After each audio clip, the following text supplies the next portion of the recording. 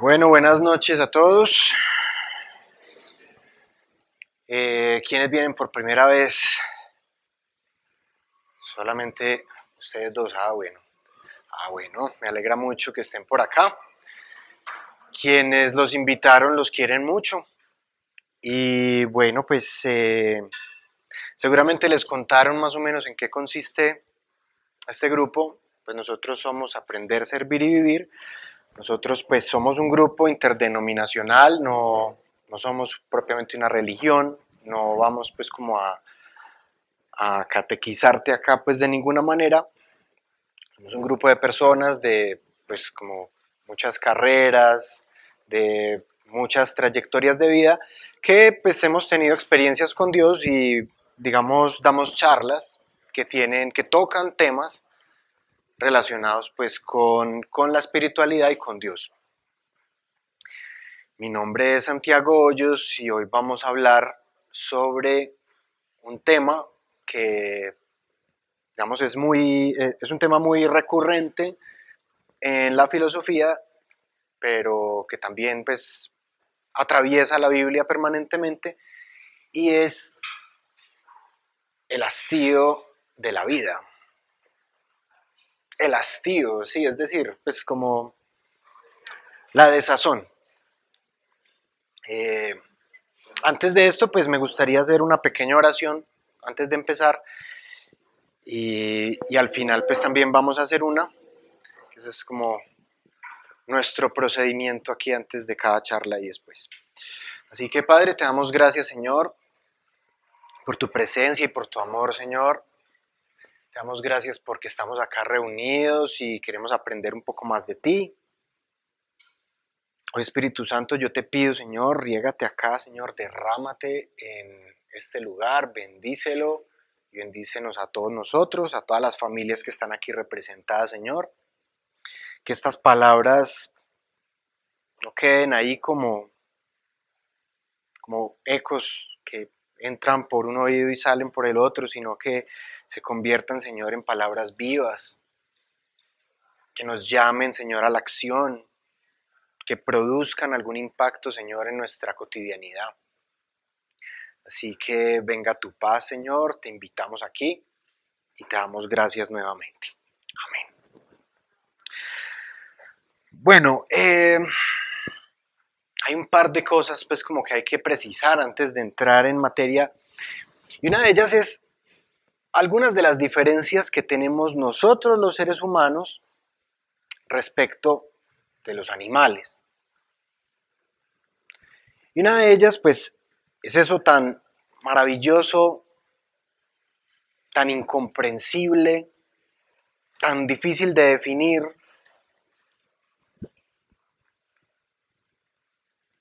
eso que llamamos conciencia, ¿sí?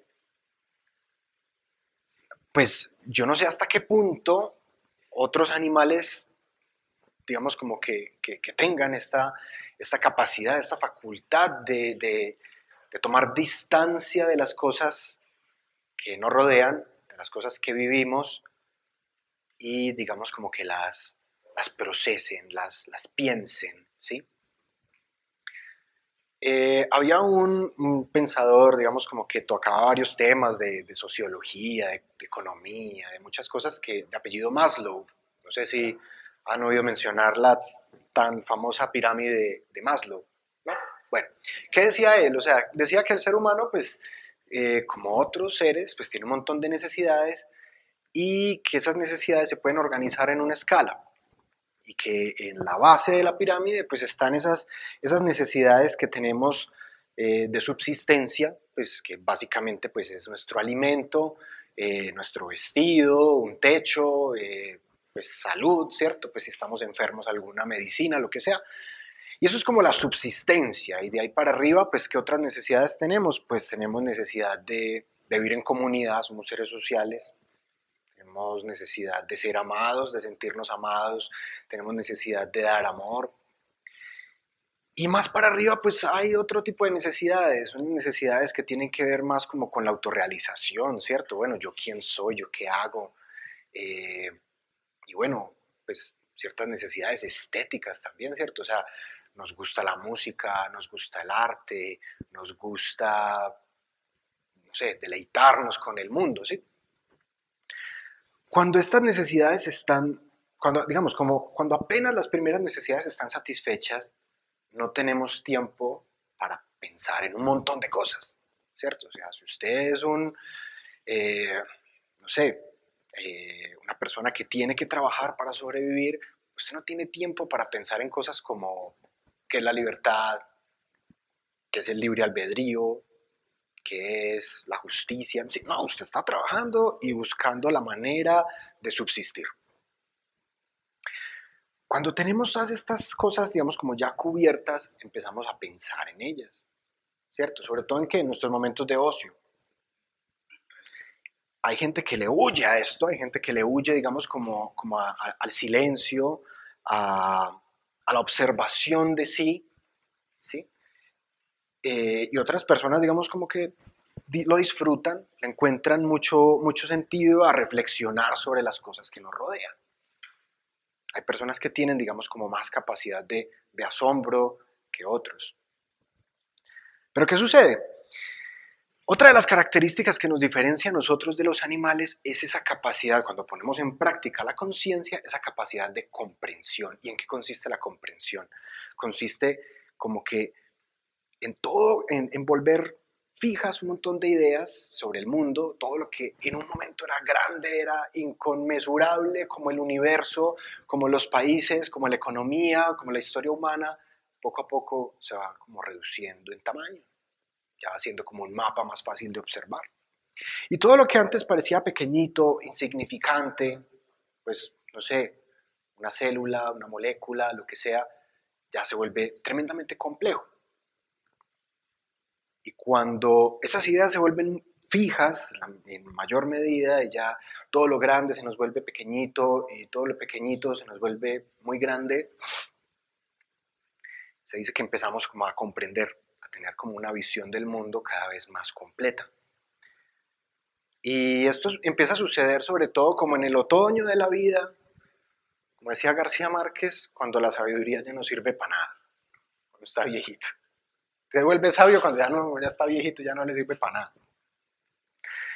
Y en ese momento, a partir de ese momento, el tiempo empieza a pasar más rápido y ya uno tiene 30 años y de repente 35 y 40, y los niños crecen y, y uno se va acostumbrando cada vez más a las canas en el espejo y ya hermano, esto fue.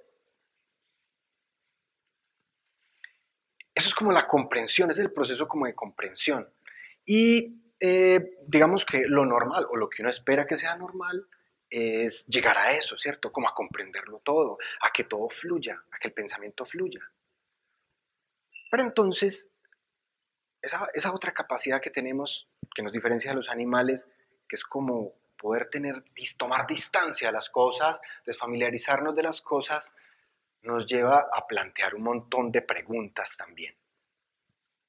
A esas preguntas llegamos de diversas maneras, no todo el mundo llega a esas preguntas de la misma forma, siguiendo los mismos caminos. Hay gente que, como yo, llegamos ahí simplemente pues por una crisis existencial muy fuerte, digamos, durante mi adolescencia. Otras personas llegan ahí pues tras fuertes pérdidas, rupturas, no sé, depresiones, etcétera. Pero entonces uno se empieza a desfamiliarizar de las cosas y uno las empieza a ver muy extrañas. Yo no sé si les ha pasado, uno está en medio de su cotidianidad con todas las cosas que lo rodean tranquilamente y uno de repente se voltea en la cama y mira a quien está dormido ahí al lado y uno dice, ¿yo qué estaba haciendo acá? ¿Qué es esto tan extraño? Y uno mira su cubículo de trabajo y uno dice, ¿qué es esto? Uno, no sé, sale por la calle, va rumbo al trabajo, en el bus, en el metro, en lo que sea, y uno observa a la gente y uno dice, ¿qué es esto tan extraño? ¿Qué es este mundo tan extraño? Yo no sé si les ha pasado o si soy el único bicho raro aquí. La desfamiliarización. Y en esos momentos de desfamiliarización, a veces, ese mundo que antes parecía tan fácil de entender, tan fácil de leer, se empieza a volver absurdo. Hay cosas del mundo que uno no entiende. Hay cosas del mundo y de la historia humana que uno no alcanza a reducir, a procesar tan fácil. La crueldad humana, las atrocidades humanas. Uno dice, ¿esto de dónde viene? ¿Y por qué? O sea, ¿por qué infiernos existe algo como un asesino en serie? ¿O por qué existe algo como un genocidio, una limpieza étnica bien berraca como las que han sucedido en África? ¿Eso por qué? ¿Cierto? O sea, empieza uno como a enfrentarse con situaciones que no tienen una explicación tan sencilla como, pues no sé, el universo o la Tierra tiene 13.000 millones de años o las leyes de la física son así, así y así. Y entonces ahí arranca el rock and roll. Eso que llamamos hastío de la vida a veces puede nacer ahí. Uno se empieza a dar cuenta como que hay cosas que no cuadran, hay cosas como que no encajan del todo. Y uno me pregunta, ¿por qué? Pues antes de, digamos, como que yo tener una experiencia de Dios, esta era como mi normalidad, enfrentarme al absurdo e intentar encontrar caminos en él. Pues yo no tenía ninguna revelación de Dios, yo no tenía pues como nada de qué pegarme y yo vivía pues en ese existencialismo, en un existencialismo suicida, digámoslo así. Y uno lee filosofía y uno lee literatura y uno encuentra, digamos, gente con preguntas sin responder afines a las de uno no se siente tan solo, pero igual la sensación es como si tuvieras un fosforito prendido de noche en medio de la pradera. Hay una lucecita ahí, pero no ves nada, no sabes por dónde ir. Y a veces es un sentimiento horroroso, pues es una cosa devastadora. Entonces uno se pregunta, en medio de todo eso, bueno, uno está aquí en el mundo, uno ha venido de una familia, digamos, uno como que observa su trayectoria, ¿cierto? Bueno, yo he venido pues ahí como de una familia normal, clase media, he estudiado, he trabajado de toda la cosa, o sea, y me mato para trabajar y conseguir con qué pagar el arriendo y la seguridad social y el internet y no sé qué cosas y la guardería de la niña y no sé qué. Y uno se pregunta, bueno, ¿y cuál es el sentido de todo eso? ¿Yo para qué me quiebro tanto el lomo? Para mantenerme vivo, para mantener una normalidad. Y una normalidad que cuesta mucho. O sea, estar bien de salud, haber dormido más o menos 7 horas, haber tenido 3 comidas al día, una ducha por lo menos, los dientes lavados, o sea, etcétera, un montón de cosas que componen nuestra normalidad y que para nosotros es paisaje ya, cuesta como un berraco. Cuesta como un berraco. Y uno se pregunta, todo eso que hay detrás, todo ese esfuerzo, toda esa cosa, ¿para qué? ¿Para mantenerme vivo? ¿Mantenerme en esta normalidad? ¿Hasta cuándo? ¿Por qué? Y entonces uno, esas preguntas lo van llevando de un lado al otro y uno no se queda quieto, así como yo aquí. Y entonces uno le pregunta, bueno, listo. Entonces, ¿para qué nacemos si nos vamos a morir? O sea, ¿para qué nacemos? Atravesamos toda esta vaina, la DIAN, los servicios, ¿cierto? Colombia nunca ganó un mundial, un montón de sufrimiento, un montón de... Al final nos morimos y ya. Entonces los filósofos empiezan a hablar ahí, digamos como, bueno, no te va a responder nada, pero vamos a plantear aquí las cosas, ¿cierto? O sea, es como lo que hace la filosofía. No te va a resolver nada, pero te va a mostrar qué tan complejo es el problema. Eso es lo bacano de la filosofía. Entonces los filósofos te dicen, bueno, digamos, hay un filósofo que se llamaba Martin Heidegger y él decía, no, es que nosotros los seres humanos somos arrojados al mundo. Por supuesto, estos filósofos no eran personas muy creyentes, ellos simplemente decían, bueno, usted ha sido arrojado al mundo, usted está ahí, hermano. No me ponga a llorar, que porque estoy acá. Como ese man de la India, yo no sé si han visto que demandó a los papás por haberlo traído, es que sin su consentimiento. Aquí estás, hermano, aquí estás. Lo que nos dice la filosofía, la pregunta que nos plantea la filosofía es, bueno, aquí estás en este mundo de crueldad y de atardeceres bonitos, ¿y qué vas a hacer? Y hay absurdos por donde usted mire, ¿y qué vas a hacer al respecto? ¿Por dónde te vas a ir? ¿Cierto? ¿Cómo vas a construir el sentido?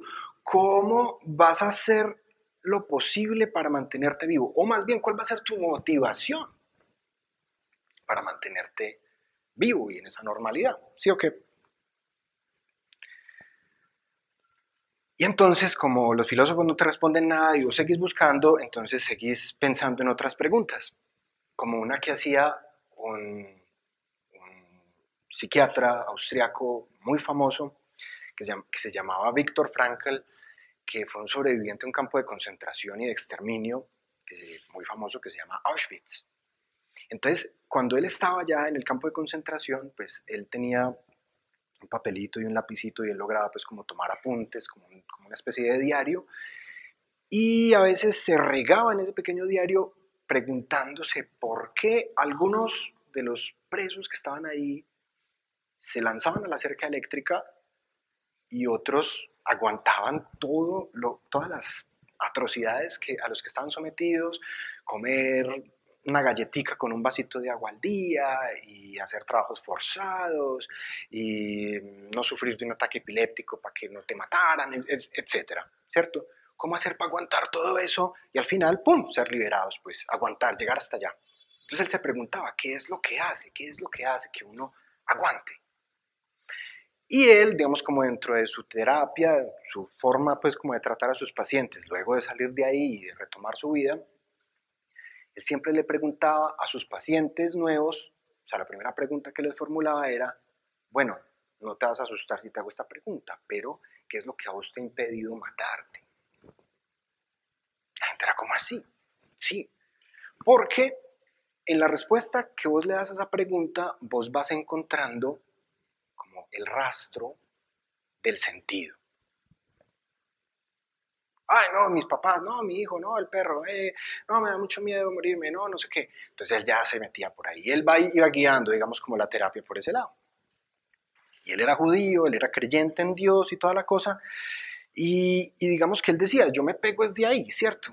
Al fin y al cabo yo me pego es de ahí, yo me pego pues como del amor que le tengo a mi esposa, del respeto que tengo a la ley de Dios, etcétera. Y es bien interesante. Él tiene un libro que se llama El hombre en búsqueda de sentido y se encuentra fácil en Google. Ahí lo pueden leer y se deja leer muy fácil y es bien encarretado. Pero entonces uno se hace esa pregunta. Llega un momento y uno dice, bueno, ¿yo por qué infiernos no me le tiro al metro? Por cierto, no lo hagan, por Dios. No llega tarde el trabajo, ¿sí o qué? Sí, sí, sí. Piensen en los demás. Mentira, no, es una cosa muy cruel. Pero es decir, uno piensa en eso y el problema es cuando uno no logra responderlo. Cuando uno no logra responderlo.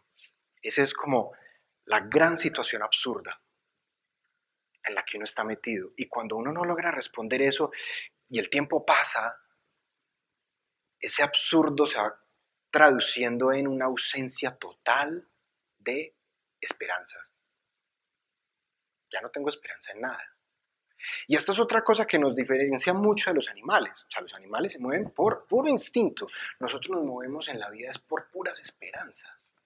Tenemos instintos, claro, pero uno trabaja porque uno tiene la esperanza de, pues no sé, salir adelante. Uno trabaja y uno hace aportes a seguridad social porque espera, con una fe que mueve montañas, que se va a jubilar un día. Uno se mata por los hijos porque uno espera que tengan, no sé, una mejor vida que la de uno. Uno se levanta por las mañanas, trota, hace ejercicio cuando se ha propuesto eso el 31 de diciembre y lo cumple, porque uno, digamos que espera tener pues una mejor vida, una mejor calidad de vida de aquí en adelante. A uno lo mueven las esperanzas, pero cuando uno se enfrenta con el absurdo, eso es como una plaga de hormigas que se va comiendo todas sus esperanzas y llega un punto en que uno ya no tiene motivaciones para levantarse de la cama. Yo no sé si alguien aquí ha sufrido eso, ha sufrido de esas, pues una depresión de ese nivel, que uno se abre los ojos por la mañana y dice, no quiero levantarme, o sea, no tengo ninguna motivación para pararme y para bañarme y para desayunar y para ir a enfrentar el mundo. Y la gente confunde eso con que uno está muy triste o con que uno es muy complicado, pero eso es algo que no se resuelve con una palmadita en el hombro y con, no, todo va a estar bien. Es más complicado que eso. Es más complicado que eso. Y entonces uno llega, digamos, como que saltando de preguntas sin resolver a preguntas sin resolver, y uno llega como a la definitiva, a la que planteaba Shakespeare en boca de Hamlet o Hamlet en boca de Shakespeare, yo no sé, y es ser o no ser. He ahí la cuestión. O sea, él dice, bueno, estoy aquí, soy o desaparezco. Esa es la gran cuestión. Albert Camus decía, esa es la gran pregunta de la filosofía. ¿Qué es el ser? ¿Y qué es la justicia? ¿Y qué es la libertad? Y que todas las cosas están completamente subordinadas a la pregunta esencial, ¿ser o no ser?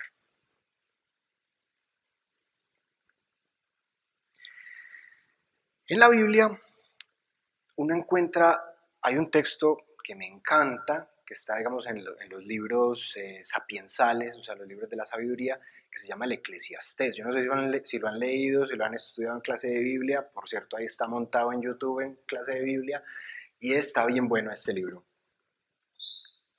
Y uno se encuentra algo como esto.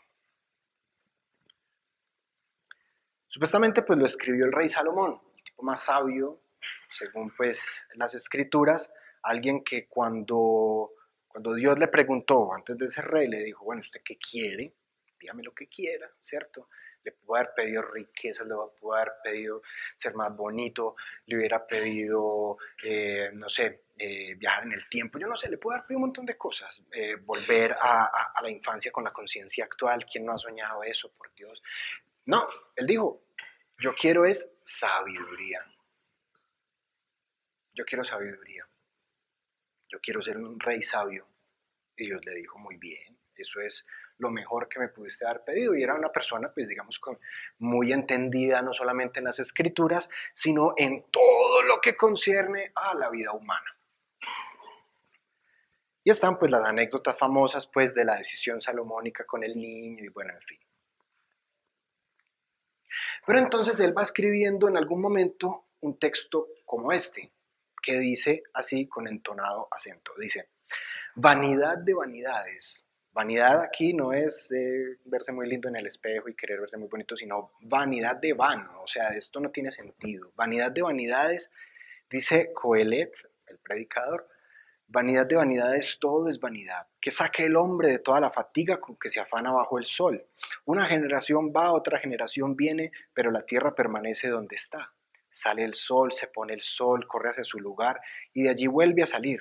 Sopla hacia el sur el viento y gira al norte y gira, que gira el viento y vuelve el viento a girar. Todos los ríos van al mar y el mar nunca se llena. Al lugar donde los ríos van, allá vuelven a fluir. Y en fin, el tipo se riega ahí y el tipo dice, bueno, no, yo quería ser un rey así como muy opulento, con mucha riqueza, pero todo eso es vanidad. Y la música es deliciosa, pero todo eso es vanidad. Y no, y las concubinas, porque el tipo tenía un montón de viejas, no, todo eso es vanidad. Y la risa es vanidad, y el conocimiento es vanidad.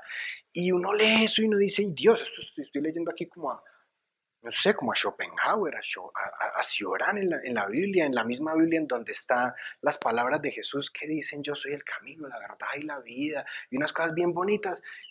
Y uno encuentra este texto y uno dice, por Dios, ¿cuál es el sentido de que este libro esté acá? Y uno cuando va ahondando en el libro se va dando cuenta de que, bueno, pues era alguien que, pues primero no había tenido como la revelación de Cristo, ¿cierto?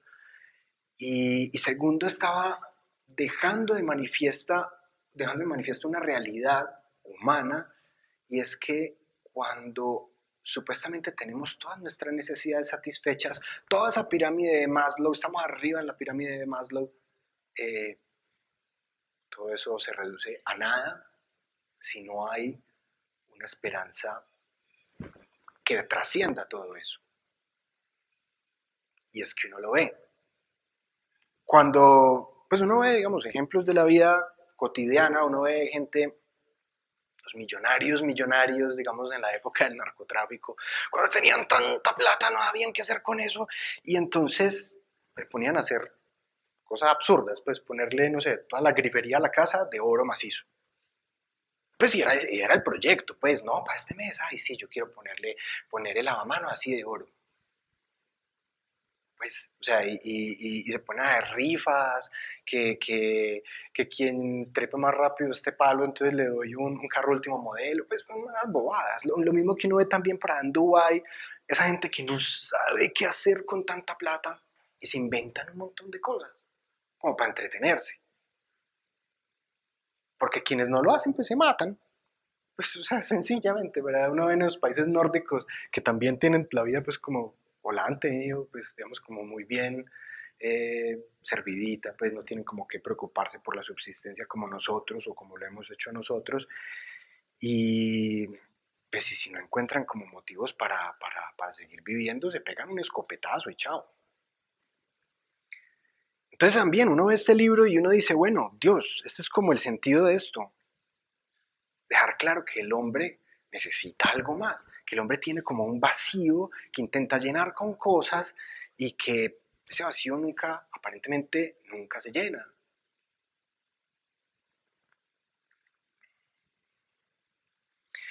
A este sentimiento, pues que realmente no deberíamos llamarlo simplemente depresión, porque la depresión pues no se reduce simplemente a esto, la depresión puede ser también un problema físico, es decir, o sea, los niveles de dopamina y de otras sustancias en el cerebro no están equilibrados y bueno, llega uno como a vivir estos síntomas también. Eh, pero este sentimiento pues de hastío, cuando uno no encuentra como esperanza, ninguna esperanza que amarre como el mundo de uno mismo, a esto le llamaba Sartre la náusea. Entonces uno vive como en esa náusea y no se halla, y no se halla, y no se halla. Y ante esa náusea, pues dice Sartre, uno tiene que encontrar su camino, ¿cierto? Entonces él, pues socialista, ateo, pues él decía, yo la forma en la que le encuentro sentido a este absurdo, pues es en la militancia política. Entonces el tipo era socialista, entonces él se dedicaba a eso. Otras personas, pues ya lo dijimos, pues se matan. Y otras personas cometen otro tipo de suicidio y es como, bueno, yo dejo todos mis pensamientos, todas mis ideas, todas mis creencias a un lado y hago un salto de fe hacia Dios, como otro filósofo muy interesante llamado Kierkegaard. Se abandonan en Dios. El gran sacrificio, como decía también San Ignacio de Loyola. Y se pegan de esa rama llamada la fe. Pues en mi caso, como yo les he venido ahí más o menos diciendo, pues yo desde muy pelado pues vine pues como con unas preguntas sin resolver y me las ayudó como a inculcar mi padre, que también era pues como un buscador. Mm, y por mucho tiempo pues yo no le encontraba mucho sentido a todo esto y no le encontraba, o sea, me parecía pues como muy absurdo todo lo que yo vivía a mi alrededor. Y en medio pues como de las distracciones del mundo, pues empezaba yo como a sentir esta náusea y poco a poco esos momentos de náusea se hacían cada vez más extensos y más extensos y más extensos y eso me llevó a una búsqueda de respuestas y pues si han escuchado el testimonio de Pablo, que es básicamente el testimonio mío, pues, pues ¿en qué consistió esa búsqueda? Pues en un montón de caminos espirituales que recorrí y que no me ofrecían nada. Entonces me interesó el ocultismo, me interesaron las religiones orientales, me interesaron un montón de cosas, pero que realmente nunca me llenaban, nunca me terminaban de responder las cosas. Y en un momento, pues en un momento digamos como de bastante desesperación, alguien me dijo, un amigo que también digamos estaba en esta búsqueda, me dijo, bueno, vea, va a haber un encuentro ahí, ¿cierto? Como un desayuno en donde va a venir un señor que hizo una oración por mí una vez y va a contar su testimonio. ¿Y usted por qué no va? Y yo pues era bastante escéptico, sobre todo en cuanto a lo que tiene que ver con el cristianismo y por varias cosas, no solamente pues porque digamos en ese momento ya era un ferviente anticristiano, sino porque pues vine de un colegio católico de casi que de ultraderecha que me decía como que todas las religiones están equivocadas, sobre todo las protestantes. Entonces casi que uno lo entrenan para identificar a los protestantes y yo decía, ay no, qué pereza eso. Y era una iglesia común y corriente. Pero yo estaba pues en un grado de desesperación tal que yo dije, bueno, vamos a escuchar. Sobre todo porque este amigo mío me había dicho, vea, yo sufría de epilepsia, ese señor que va a dar esa charla oró por mí y yo me sané de epilepsia.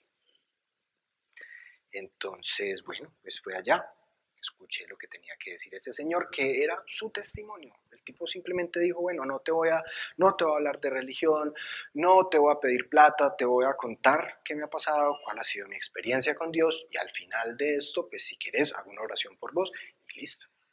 Y me gustó mucho esa sencillez, sobre todo porque cuando uno está en una búsqueda espiritual, uno se da cuenta de que muchas personas se aprovechan de eso. Y si hay algo que mueve plata en el mundo, es ese mercado de esperanzas, ese tráfico de esperanzas que ofrecen muchas, pues no sé, entre comillas, respuestas espirituales, soluciones espirituales, que muchas veces terminan siendo eso, negocios. Entonces uno ya viene como preparado y alguien le dice a uno, bueno, no te voy a pedir plata, simplemente voy a orar por vos.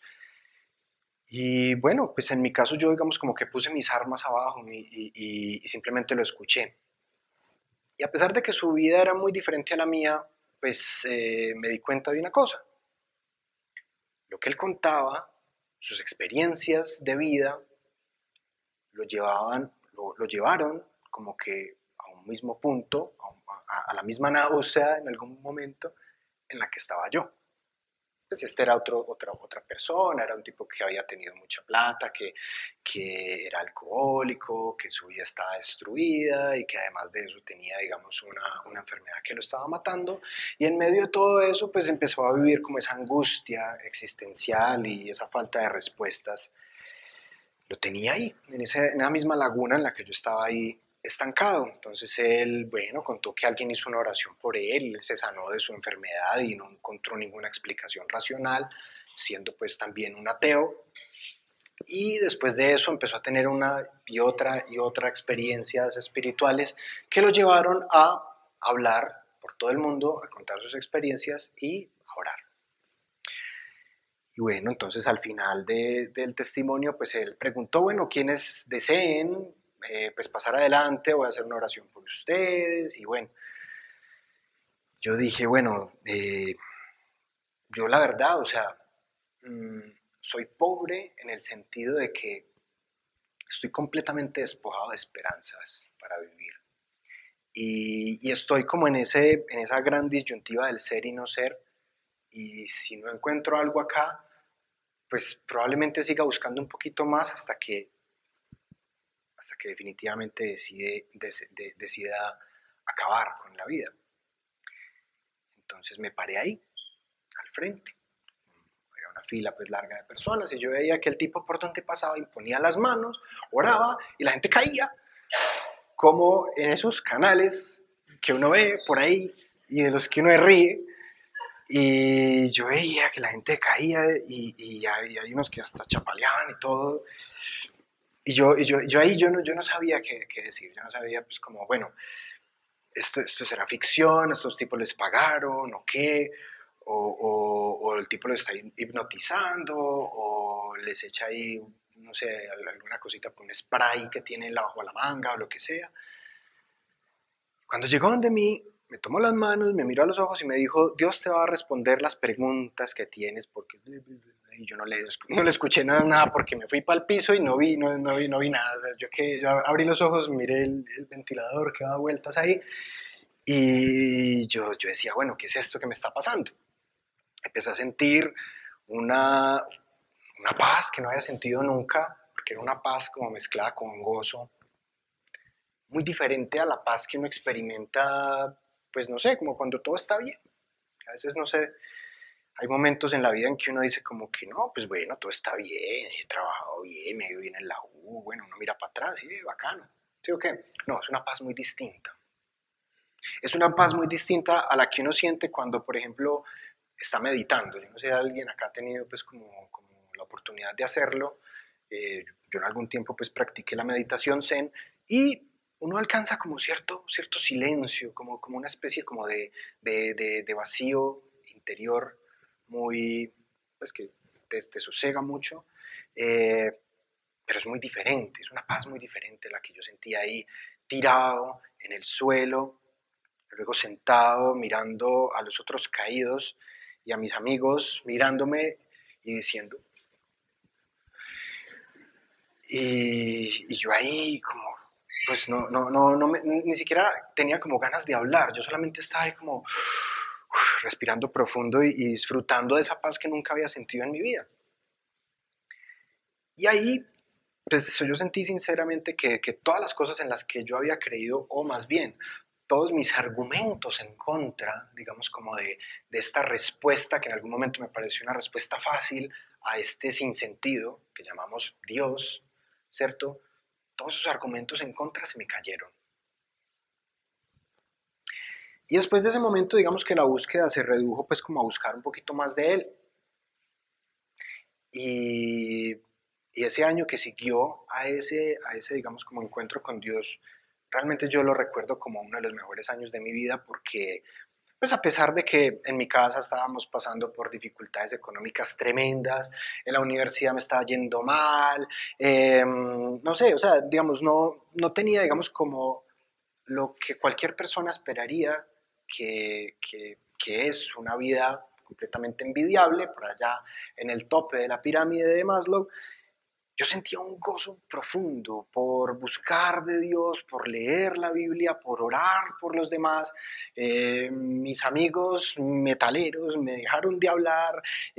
Todo el mundo en la universidad pensaba que me había vuelto loco, un fanático, que no era capaz de hablar de otra cosa que de Dios. Y ya me tenían pereza y toda la cosa. Pero yo vivía feliz. O más que feliz, vivía pleno. Y pues bueno, o sea, yo acá no te puedo decir a vos qué camino seguir o cuál es la mejor forma de enfrentar el absurdo del mundo. Yo lo único que te puedo decir acá es, esta fue la forma que me funcionó. Y probé muchas. Esta fue la única respuesta que después de 10 años o más es la única que se ha mantenido ahí, fija.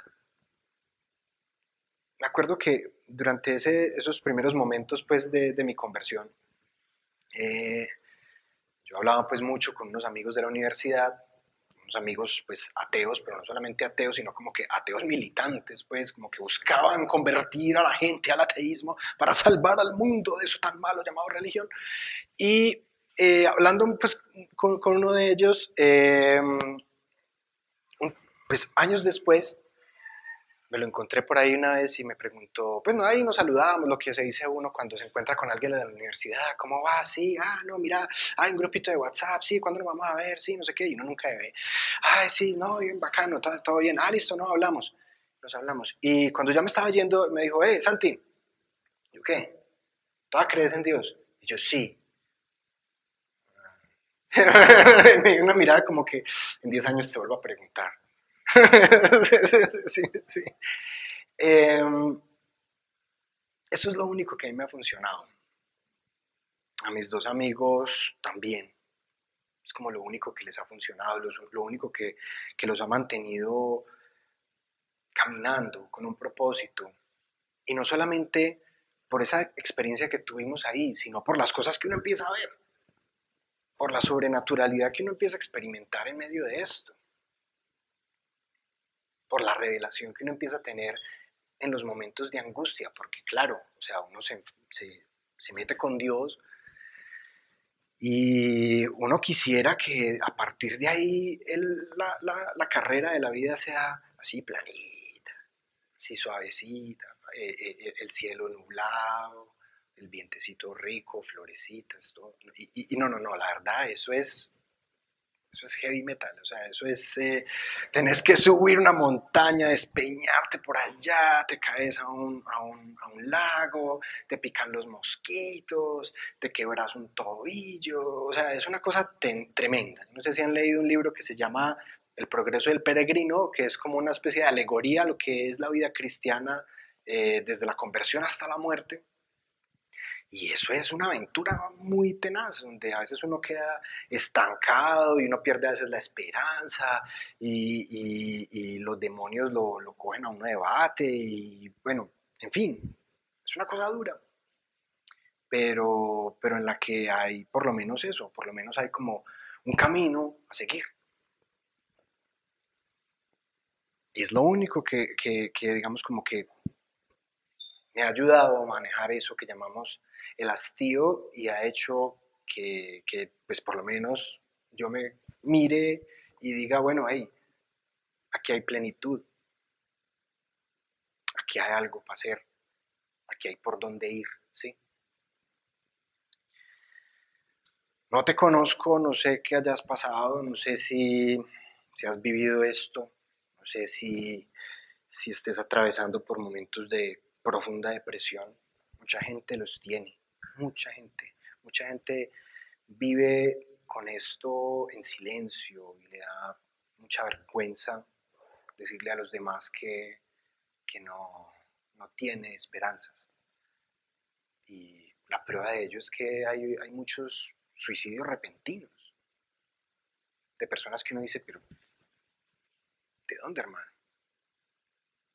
Estabas por allá, paradito, bien paradito en la pirámide, y ¡pum! Pues claro, hermano, es que no, uno no sabe pues lo de nadie, ¿no? Entonces no te conozco, no sé, pero como te digo, esto es lo que me ha servido y me gustaría hacer una oración aquí en general y después de esto una oración por quien lo desee. Otras personas aquí del grupo pues me van a colaborar y se pueden acercar a ellas y podemos hacer una oración por las cosas que necesiten. Así que Padre, yo te doy gracias nuevamente por las cosas que hemos hablado acá. Y yo te doy gracias, Señor, porque tú nos has dado una luz, tú nos has dado un camino, tú nos has dado una esperanza de la cual pegarnos, Señor. Tú nos has dado fe y en tu amor, Señor, encontramos un lugar en el mundo. Y yo, Espíritu Santo, te pido esto aquí por todos estos hermanos, por todas estas hermanitas, Señor, que te riegues en tu amor aquí.